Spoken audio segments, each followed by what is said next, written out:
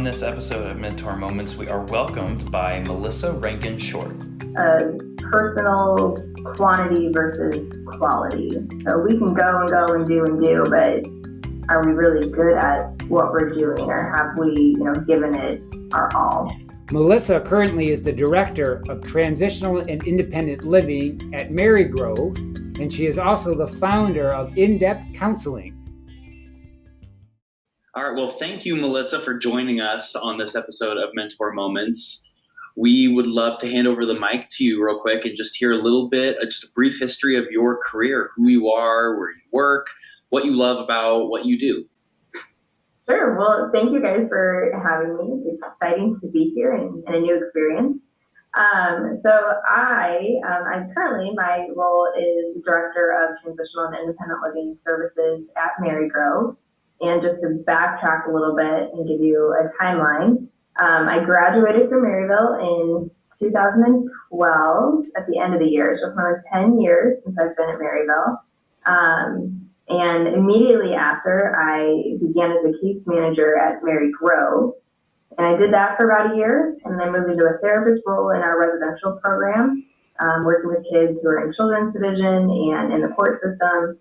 And I provided therapy services for about 2.5 years before I moved into the transitional living and homeless youth population and did therapy there for about 5 years. And then a year and a half ago, I moved into a director role, which is where I am right now. So it's been a journey. Is there anything in particular that you really enjoy, that what you love? I think the best thing about my job is just being able to establish the connections and the relationships. It's a phrase like you plant a seed, you don't always get to watch it grow. So the other one I like is you get to throw down an anchor, but you don't know which way the ship will go or move. So I think it's cool to be able to be that part of it. And relationships are very reciprocal. So, our clients know like they're getting help from us and we're the professional, and, that's the black and white of it. But on the flip side of that, our clients help us and we grow from them, and they don't always know that, and we don't always know that's happening. But at some point you do realize it. So that's probably the best part for me. So similar how I'm benefiting from the two of you being here, being two students, right? This is making my day. Be reciprocal relationships. What would you say like a typical day of work looks like for you? I never know.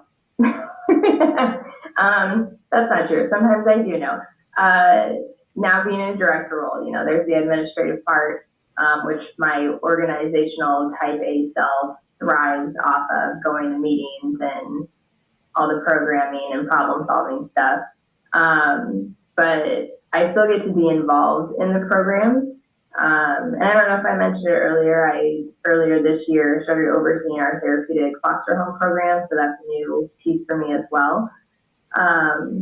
But since I get to be still involved in those on a frontline basis, I guess you can call it that, especially for our independent living program. When crises happen, when, the team says, I'm not sure what to do here, or, we're kind of stuck, I get to jump in and be a part of that. So sometimes it's exciting and stuff pops up and you go where you're needed, and other days it's meetings and planning. And so I completed part of my internship with Youth in Need over at our emergency youth shelter. So there were quite a bit of phone calls that I would have to make over to Marygrove, or to some case managers. We get some of the same clients. So for our listeners that don't really know a whole lot about Marygrove, their services, or their populations that they serve, could you give a brief little synopsis of kind of just what Marygrove is and how they serve the community? Yeah, absolutely. Fun fact, I did my internship at Youth in Need Emergency Shelter as well. That's so fun. Great experience and wonderful stepping stone. Yeah. But for Marygrove, currently we have 3 programs. Through COVID and staffing crisis, we unfortunately had to, condense some things or eliminate some things, but we're hopeful that in the future we can bring those back. But right now we do still have our residential program. So that is for kids who are in foster care, who are maybe referred to us by DMH, and even kids that are involved in the court system that have been referred to us, and they're like, look, we've got some stuff going on, we need to work on it before we can safely be back out in the community or at home.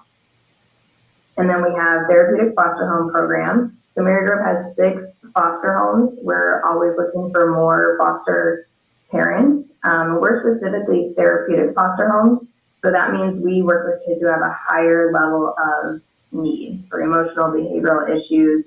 And they can come, again, from residential programs. They can come from being like straight out of a family home or a relative home, and they come and stay with us and our foster parents, because our foster parents have a specialized training. And then they also get in-home therapeutic services and kind of wraparound services. So that's really nice.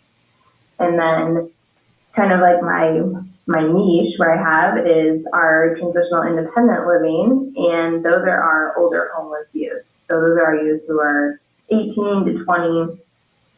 They have either been displaced, home's not a safe home, or they are just homeless, their family's homeless. And we kind of set them up in this program, again, with wraparound services, with direct support, 24/7 support, and give them housing, help them with food, help them with utilities, help them learn life skills, get a job, get in school, finish school, to hopefully give them a good footing to step into the craziness of adulthood.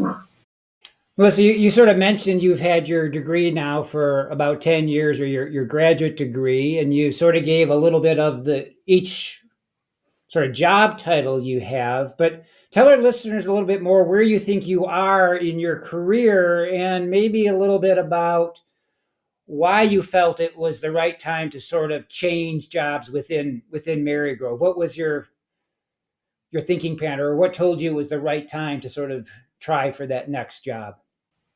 Yeah, totally subjective answer here, but I think I'm at the beginning of the middle of my career, if that makes sense. I've had, a decade in, so I feel like, I've had a good chunk of experience. And I think as far as like the movement that I've done, honestly, I've been super fortunate I started working for an organization right away that had opportunities come available. And that was something when I interviewed, is I made that very clear of what I was looking for. And I knew kind of where I wanted to go. So when the opportunities came up, I wasn't really shy about sharing what I wanted to do about that opportunity. And in some cases, they were brought to my attention and something I had to think about and sit on and, ultimately make a choice to do. But I would say each time I left a role, there was always some sadness about it, because I've been fortunate to work with really great teams here. Yeah, I appreciate what you said. A little bit of that, there is a grief, right? There's a loss of those relationships, or again, maybe a program you invested so in, and maybe even a little bit of, I'm not sure what's going to happen in this new role, right? Will be as equal as fulfilling, if not more. So I guess, yeah, is there any other, if somebody's apprehensive about sort of a new step, do you have any thoughts about, what would be a sort of some advice you have about maybe somebody wanting to do a new position? I think if you're hesitant, kind of reflect on why you're hesitant. But if any part of you is excited, or your mind starts to wander down that road, walk through the door. Because what's the worst that can happen? You don't like it? There's plenty of social counseling. We're everywhere, and that's even too, and I didn't mention it earlier, but bringing it to mind, in 2020, I started a very tiny private practice on the side, because I was curious what that would look like and what that would be like. And I still have it going. It's still teeny tiny.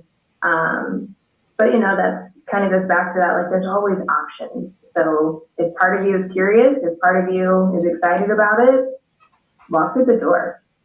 I'm thinking back to something that you said, which was like, as you're making those steps, you knew what you wanted and you advocated for those things that you wanted. How did you come to discover those things? How did you find out or like figure out, okay, this is what I want, or maybe this isn't what I want? What were the specific experiences, or I'm just curious about that. Yeah, well, so I knew in getting my graduate degree in rehab counseling, like I knew that I wanted to counsel. I wanted to be a therapist. Like that's the job title that would make me feel successful and accomplished. So when a therapist role became open, it was with a population and a specific topic that I hadn't ever considered doing. But the ambitious part of me was like, therapist role, go for it. So in taking that, I did it for 2.5 years, loved it, learned so much from it, grew so much from it, but knew that that's not where I wanted to stay in that population, that specific topic that therapy services were for. So when the next therapist opportunity came available, people knew that was more of my interest, so I got approached for that one and was able to go there. And then also just in talking with my supervisors and seeing what they were doing and seeing how long they had been in their positions and all of the impact that they had, that's kind of where my mind got rolling on like, oh, well, could I do that someday too? Melissa, you sort of mentioned what excites you or what do you love about your work. So I guess I want us, or maybe ask you to think about, where do you envision, what's next, or how do you envision continuing to develop? I actually was recently asked that question, and at first it kind of stumped me because it's like, okay, well, I had the therapist role that I really wanted and I still partake in. And now I'm in a director role, which I didn't initially envision for myself, but then came to, and I love it. So then thinking about what's the next step after this, I had to reflect on and be like, well, where do I go from here? Because I don't want to leave where I'm at. I love it. I love what I'm doing. So essentially, I think I'm at the point of I just want to get better. So I'm in a leadership role. I want to be a better leader. I want to learn the ins and outs of what our whole organization is doing, what we're doing and how it impacts our community, and then just kind of seeing what other doors maybe get presented in the future, and then hopefully I am ready to walk through those.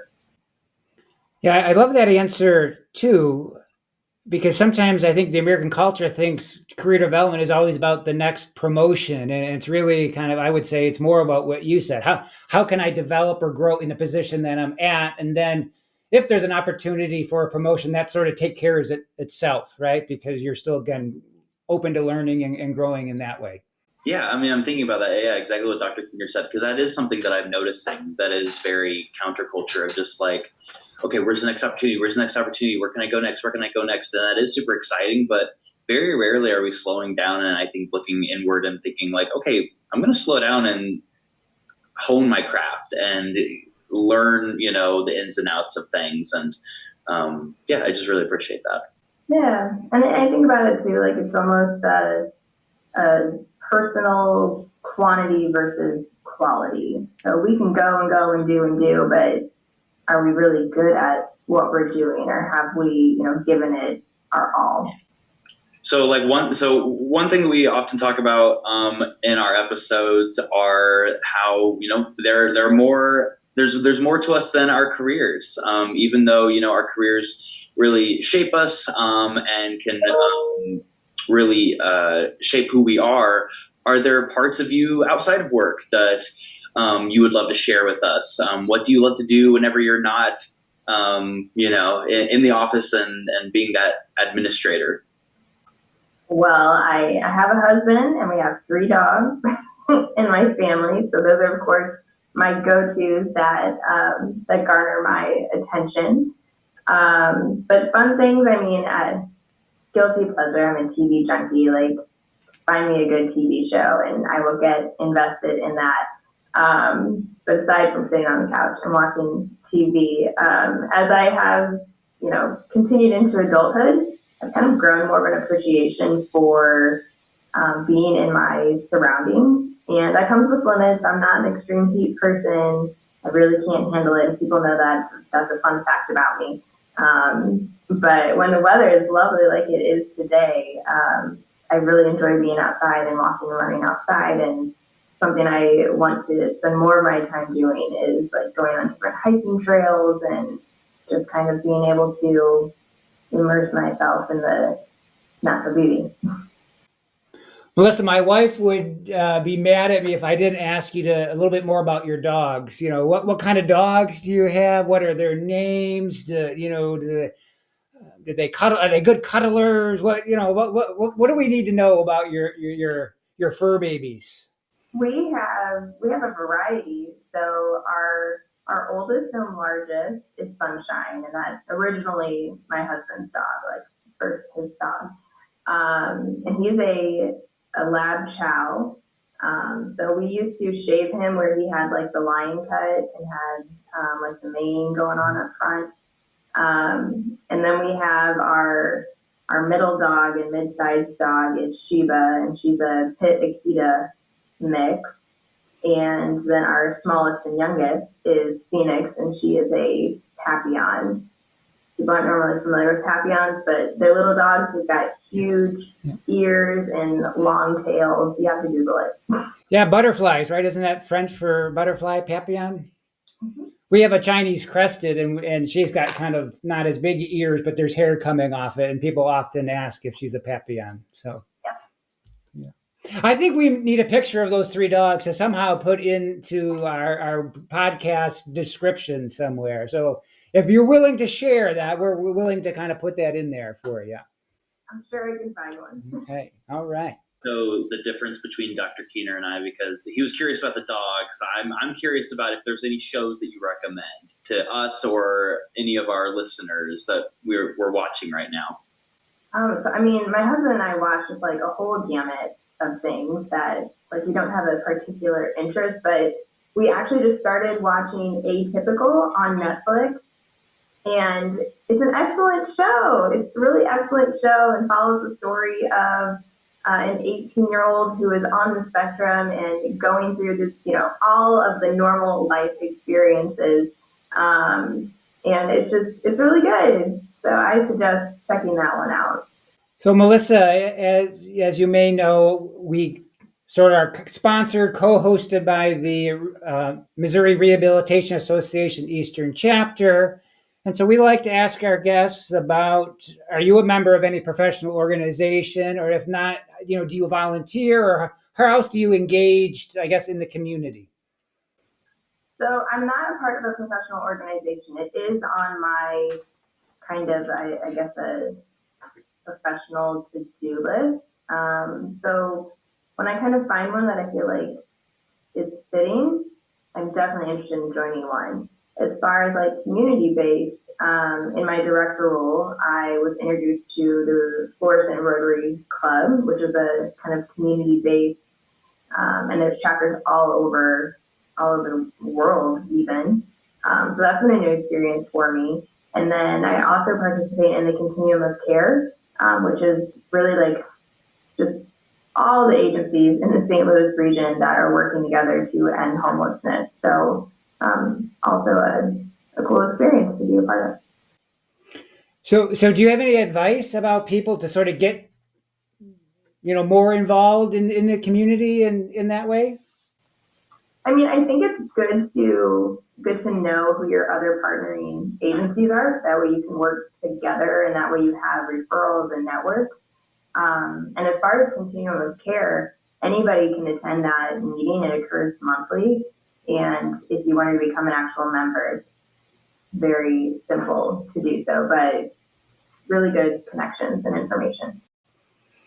Well, Melissa, the time has come. We're ready to hear your mentor moment. Lay it on us.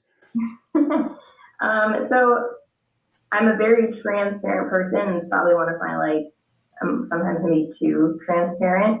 But I would say like I've had a year of a lot of growing pains personally and professionally. And while those things are hard, they're not always bad. So I've gotten a lot of perspective out of this past year. And I would say figure out what your big picture is. And like at the end of the day, at the end of your years, what matters to you? What's going to matter to you? And whatever that is, that's what you need to incorporate in your work, in your day-to-day life, and kind of like that be your go-to for whatever you're doing. That's awesome. I appreciate that so much. As I'm looking at Brayton here, I can already am thinking about what's important, right? He has that look on his face. So yeah, I mean, it makes me think of like future focused kind of pieces, because I work with a lot of teenagers, and it can be really hard to look at the big picture things whenever, when perspective is limited. And so it's nice to challenge yourself and to try to widen your perspective and think, okay, let's think, what do I want in the next year, 2 years, 3 years, 5 years? It's a fun exercise and something that I try to have my kids do. But I mean, it applies to everybody. I love it. Yeah, absolutely. I mean, it's super easy, and societally we are kind of influenced to focus on the very tiny things, what we look like, what defines our success, what defines who we are. But at the end of it, like a lot of those things, they really get stripped away. Or like when what I call the dark and deep, or the big and bad, like when those things happen, what's most important in those moments? And that's probably part of your big picture. Well, Melissa, thank you so much for being our guest, and we look forward to keeping in touch and hearing all the great things that you are doing. Thank you, guys.